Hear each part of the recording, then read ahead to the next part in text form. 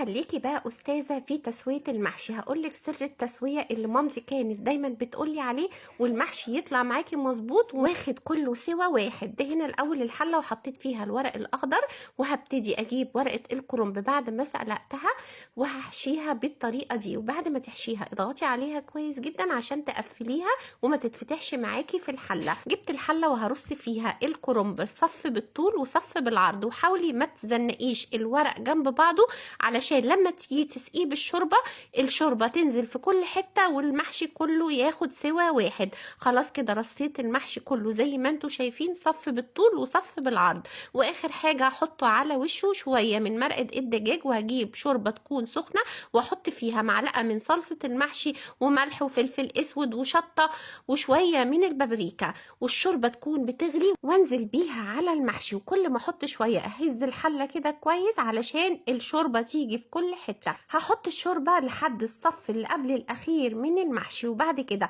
علشان كمان ما يتفتحش معاكي هتجيبي باقي الورق اللي اتبقى معاكي من ورق الكرنب وترصيه على وش الحله وتغطيها. وهخلي درجه الحراره في الاول لمده تلت ساعه على اعلى درجه حراره، وهقلب كده الحله على كل جنب شويه علشان تاخد كلها سوا واحد. بعد تلت ساعه خلي درجه الحراره متوسطه لمده 10 دقايق، وبعد كده هوطي النار خالص وهسيب المحشي يستوي. بياخد حوالي من ساعه لساعه الا ربع ويطلع معاكي بالجمال ده.